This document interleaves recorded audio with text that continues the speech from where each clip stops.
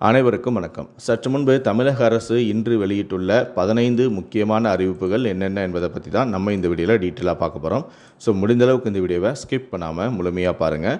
இந்த வீடியோக்குள்ளே போகிறதுக்கு முன்னாடி இந்த வீடியோக்கு ஒரு லைக் பட்டனை ப்ரெஸ் பண்ணிடுங்க. நீங்கள் இது வரைக்கும் என்னோட சேனலை சப்ஸ்கிரைப் பண்ணாமல் இருந்தீங்கன்னா மறக்காமல் சப்ஸ்கிரைப் பண்ணிக்கோங்க. கூடவே அந்த பெல் சிம்லையும் மறக்காமல் கிளிக் பண்ணிக்கோங்க.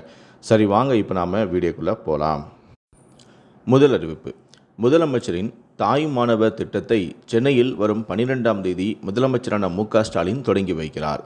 ரேஷன் பொருட்களை வீட்டிற்கே சென்று கொடுக்கும் வகையில் முதலமைச்சரின் தாய் மாணவர் திட்டம் செயல்படுத்தப்பட உள்ளது. முதியோர், மாற்றுத்திறனாளிகளுக்கு ரேஷன் பொருட்களை வீட்டிற்கே சென்று கொடுக்கும் வகையில் இந்த திட்டம் செயல்படுத்தப்பட உள்ளது. இரண்டாவது அறிவிப்பு: வார இறுதி நாட்களை முன்னிட்டு இன்று ஆகஸ்ட் 8ஆம் தேதி 9ஆம் தேதிகளில் 1040 சிறப்பு பேருந்துகள் இயக்கப்படும் என அரசு விரைவு போக்குவரத்து கழக மேலாண் இயக்குனர் தெரிவித்திருக்கிறார். சென்னை கீழம்பாக்கத்திலிருந்து ஆகஸ்ட் 8ஆம் தேதி 340 பேருந்துகளும், நாளை 9ஆம் தேதி 350 பேருந்துகளும் இயக்க திட்டமிடப்பட்டும் உள்ளது. சென்னை கோயம்பேடிலிருந்து ஆகஸ்ட் 8ஆம் தேதி 55 பேருந்துகளும், 9ஆம் தேதி 55 பேருந்துகளும், மாதவரத்திலிருந்து 8ஆம் தேதி 20 பேருந்துகளும், 9ஆம் தேதி 20 பேருந்துகளும் சிறப்பு பேருந்துகளாக இயக்கப்படுகின்றன. மேலும் பெங்களூர், திருப்பூர், ஈரோடு மற்றும் கோவை ஆகிய இடங்களிலிருந்தும் பல்வேறு இடங்களுக்கும் 200 சிறப்பு பேருந்துகளும் இயக்க திட்டமிடப்பட்டும் உள்ளது. தொலைதூர பயணம் மேற்கொள்ள இருக்கும் பயணிகள் கூட்ட நெரிசலை தவிர்க்கும் பொருட்டு தங்களது பயணத்திற்கு tnstc.in மற்றும் மொபைல் ஆப் மூலமாக முன்பதிவு செய்து பயணிக்க கேட்டுக்கொள்ளப்படுகிறார்கள். மூன்றாவது அறிவிப்பு: சேலம் மாவட்டத்தில் ஆகஸ்ட் 9ஆம் தேதி மாபெரும் தனியார் துறை வேலைவாய்ப்பு முகாம் நடைபெற உள்ளது. சனிக்கிழமை காலை 8 மணி முதல் மாலை 3:30 மணி வரை மகேந்திரா பொறியியல் கல்லூரி, மின்னம்பாள்ளி, சேலம் மாவட்டம் வளாகத்தில் நடைபெற உள்ளது. நான்காவது அறிவிப்பு: அனைத்து கிராம ஊராட்சிகளிலும் ஆகஸ்ட் 15ஆம் தேதி சுதந்திர தினத்தன்று கிராம சபை கூட்டம் நடத்த தமிழ்நாடு அரசு உத்தரவு பிறப்பித்துள்ளது. தூய்மையான குடிநீர் விநியோகம், வரி செலுத்தும் சேவை, இணையவழி மனைப்பிரிவு, கட்டிட அனுமதி, சுய சான்றிதழ் அடிப்படையில் இந்த குடியிருப்பு கட்டிடங்களுக்கு உடனடியாக பதிவின் மூலம் அனுமதி வழங்குதல் உள்ளிட்டவை குறித்தும் கூட்டத்தில் ஆலோசிக்க வேண்டும். ஐந்தாவது அறிவிப்பு: தென்மேற்கு வங்கக்கடல் பகுதிகளில் மேல் ஒரு வளிமண்டல கீழக்கு சுழற்சி நிலவுகிறது. மேலும் தென்னிந்திய பகுதிகளில் மேலும் ஒரு வளிமண்டல கீழக்கு சுழற்சி நிலவுகிறது.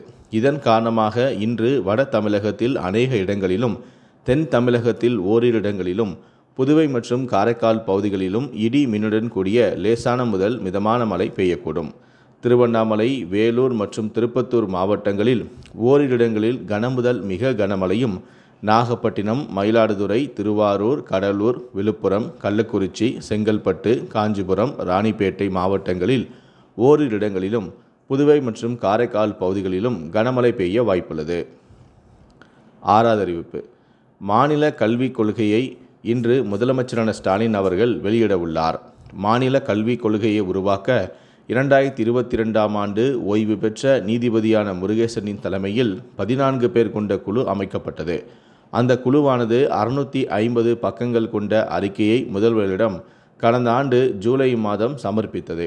3, 5, 8ஆம் வகுப்புகளுக்கு பொதுத் தேர்வு கூடாது எனவும், தமிழ், ஆங்கிலம் என்ற இருமொழி கொள்கையே கடைபிடிக்க வேண்டும் எனவும் மாநில கல்விக் கொள்கை குழு பரிந்துரையும் வழங்கியுள்ளது. ஏழாவது அறிவிப்பு: தமிழக அரசின் தொழில் முனைவோர் மேம்பாடு மற்றும் புத்தாக்க நிறுவனத்தின் ஒருநாள் பயிற்சி வகுப்பு. தொழில் முனைவோருக்கான ChatGPT பயிற்சி வகுப்பானது 9ஆம் தேதி நடைபெற உள்ளது.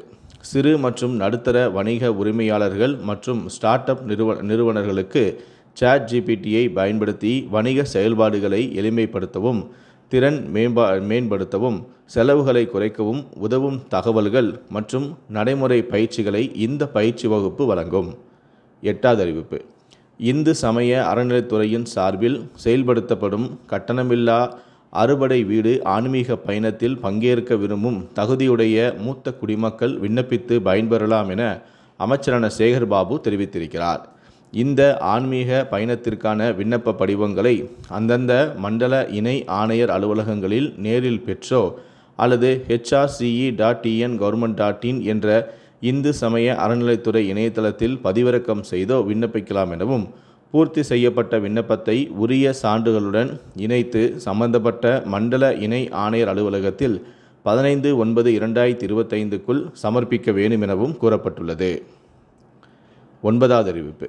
MBBS PDS படிப்பு முதல் சுற்று கலந்தாய்வு கல்லூரிகள் தேர்வு செய்ய அவகாசம் மீண்டும் 12ஆம் தேதி மாலை 5 மணி வரை நீடிக்கப்பட்டுள்ளது. மேலும் கல்லூரிகளை மாற்றிக்கொள்ள விரும்புவோர் இந்த வாய்ப்பை பயன்படுத்தியும் கொள்ளலாம். வரும் 13ஆம் தேதி இடங்கள் ஒதுக்கீடு செய்யப்பட்டு இறுதி பட்டியலானது 14ஆம் தேதி வெளியிடப்படவும் உள்ளது. கல்லூரிகளில் இடங்கள் ஒதுக்கீடு பெற்றதற்கான ஆணையை வரும் 14ஆம் தேதி முதல் 22ஆம் தேதி வரை பிற்பகல் 12 மணி வரை மாணவர்கள் பதிவிறக்கவும் செய்யலாம். இவ்வாறு மருத்துவக் கல்வி இயக்கம் தெரிவித்துள்ளது. 10வது அறிவிப்பு. 45 வயதிற்கு மேற்பட்ட ஆய்வாளர்கள் பெண் போலீசாருக்கு இரவு பணியிலிருந்து விலக்கு. போலீஸ் கமிஷனரான அருண் அதிரடியான உத்தரவு. முதல் முறையாக சென்னை காவல்துறையில் இந்த திட்டமானது அமல்படுத்தப்பட உள்ளது. 11வது அறிவிப்பு. இம்மாதத்தில் 3 நாட்கள் தொடர் விடுமுறை வருகிறது. சுதந்திர தினத்தையொட்டி ஆகஸ்ட் 15ஆம் தேதி வெள்ளிக்கிழமை விடுமுறையாகும். அதேபோல அதற்கு அடுத்த ஆகஸ்ட் 16ஆம் தேதி சனிக்கிழமை மற்றும் 17ஆம் தேதி ஞாயிற்றுக்கிழமை பள்ளி கல்லூரிகள் அரசு அலுவலகங்களுக்கு 3 நாள் தொடர்ச்சியாக விடுமுறை வருகிறது. இதனால் சொந்த ஊர் செல்ல பலரும் ரயில்கள் பஸ்களில் முன்பதிவு செய்து வருகிறார்கள். 12வது அறிவிப்பு. தமிழக அரசு சார்பில் கோயில் பணியாளர்களுக்கு இருசக்கர வாகன கடனானது 20,000 ரூபாய் வழங்கப்பட்டு வந்தது. வாகன வாங்க இந்த தொகை போதுமானதாக இல்லை என்ற கோரிக்கை தொடர்ந்து அரசுக்கு வைக்கப்பட்டு வந்தது. இதனை பரிசீலித்து தற்பொழுதுள்ள வாகனம் வாங்குவதற்கான கடன் தொகையை 50,000ஆக உயர்த்தி அரசாணையும் வெளியிடப்பட்டுள்ளது. 13வது அறிவிப்பு. தமிழகத்தில் 5 முதல் 7 மற்றும் 15 முதல் 17 வயதிற்குட்பட்ட 15 லட்ச பள்ளி மாணவர்களின் ஆதார் பயோமெட்ரிக் புதுப்பிக்கும் பணியினை அஞ்சல் துறையுடன் இணைந்து மேற்கொள்ள தமிழக பள்ளிக்கல்வித்துறை அனுமதி வழங்கியுள்ளது. 14வது அறிவிப்பு. 2000 உணவு டெலிவரி ஊழியர்களுக்கு ஸ்கூட்டர் வாங்க 20,000 ரூபாய் மானியம் வழங்கி தமிழ்நாடு அரசு அரசாணையை வெளியிட்டுள்ளது. ஸ்கூட்டர் வாங்க 4 கோடி ரூபாய் ஒதுக்கீடு செய்து தமிழ்நாடு அரசு அரசாணையை வெளியிட்டுள்ளது.